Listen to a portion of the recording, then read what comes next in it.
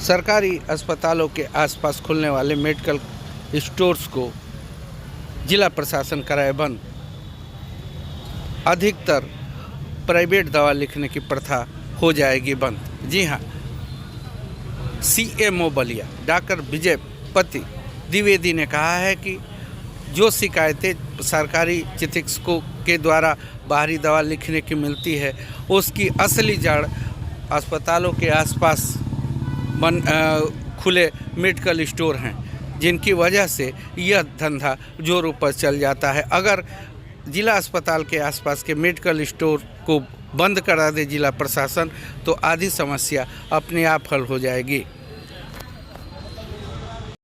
वही CMO doctor Dwivedi ने जनपद के सभी सरकारी चिकित्सकों से अपील किया है कि वो अपनी अंतरात्मा की आवाज़ पर प्राइवेट दवाओं को लिखना बंद करें। सरकारी स्टोर में सभी दवाएं उपलब्ध है, जीवन रक्षक सारी दवाएं उपलब्ध है। सरकारी दवाओं को लिखे और मरीजों को निःशुल्क वितरित करें।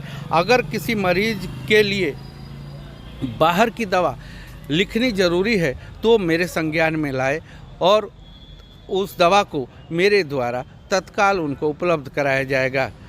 डॉक्टर द्विवेदी ने कहा कि सरकारी अस्पतालों में हर तरह की दवा उपलब्ध है, बाहर की दवा लिखने का कोई औचित्य नहीं है। वही सिकंदरपुर में एक चिकित्सक द्वारा एक मरीज को 450 रुपये की बाहर की दवा लिखने पर अपनी नाराज़गी व्यक्त करते हुए और जांच में सही पाने पर सीएमओ बलिया ने चिकित्सक से 450 रुपये नगद उस मरीज के परिजन को वापस कराया और चिकित्सक को पेड़ के नीचे खड़े करके शपथ कराया कि आज के बाद से वो किसी भी तरीके की बाहरी दवा नहीं लिखेंगे।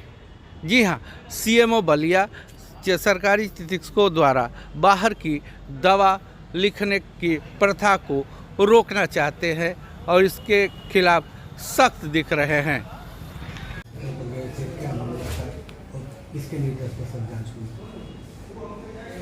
सिकंदरपुर सामुदायिक स्वास्थ्य केंद्र पर लगभग 5:30 बजे हम गए थे और 1 घंटे तक हम वहाँ थे।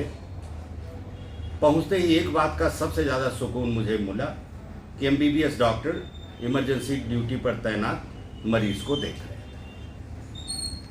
लेकिन उन्हीं डॉक्टर द्वारा एक मरीज को बाहर की दवा लिख दी गई थी जो 450 रुपये की लाई गई थी, मरीज को लग चुका था।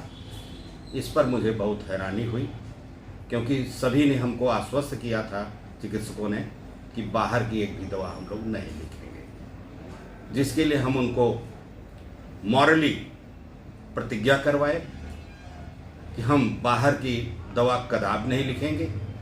कोई ऐसी दवा जो जीवन रक्षक हो, उपलब्ध न हो, उसको लिखेंगे और हमें सूचित करेंगे जिसको हम वहाँ उपलब्ध करा सकें। उन्होंने इसकी प्रतिज्ञा किया और 450 रुपये को हम उनसे कैश वापस दिलवाए मरीज के साथी को, और 5000 रुपये की पेनाल्टी मैंने लगाया है, उनको बुलाया है, इसकी बाकायदे रसीद कटेगी और इसको जमा करवाएंगे। तो क्या सर ऐसे सभी हॉस्पिटलों को निर्देशित किया गया है या बस एकदम निर्देशित किया गया है भाई, उसी का तो हम इंस्पेक्शन करते हैं। शोषण फ्री चिकित्सा होगी बलिया में, शोषण फ्री चिकित्सा होगी और डॉक्टर मॉरली करे, भय की वजह से नहीं। वो अपना मॉरल, अपना सोच बदले ना, सोच क्यों नहीं बदलते? लेकिन देखा जा रहा है कि सर जो डिलीवरी पॉइंट हैं वहाँ के पर जो है लोगों से पैसे लिए जा रहे हैं और जो दवा है वो सारी सर बाहर से मंगाई जा रही है। हर महीने 5 महिलाओं को हम कंट्रोल रूम से फ़ोन करके पूछते हैं कोई पैसा तो नहीं दिया गया है, वहाँ से आंसर आता है कि नहीं। यदि कुछ भी आप लोगों को मिलता है एविडेंस सहित हमें दीजिए, हम तत्काल कार्रवाई करेंगे, आपके सामने कार्रवाई करेंगे। सर जैसे आप कह रहे थे कि जैसे जहाँ सरकारी चिकित्सालय हैं वहाँ पर जो बाहर में प्राइवेट मेडिकल स्टोर खुले हुए हैं उनके विरुद्ध भी कहीं ना कहीं जिलाधिकारी महोदय और डीआई को एक बार सोचना चाहिए कि इनकी क्या जरूरत है। डीआई साहब को हम पत्र लिख रहे हैं आज कि ये ड्रग इंस्पेक्टर इस बात की हमें सूचना दें कि कितनी दवाएं, कितनी प्रतिशत दवाएं सरकारी डॉक्टर द्वारा लिखी जाती हैं और कितनी स्वयं मरीज खरीदता है या प्राइवेट डॉक्टर से लिखता है, क्योंकि सरकारी हॉस्पिटल के पास प्राइवेट डॉक्टर्स अक्सर नहीं बैठते।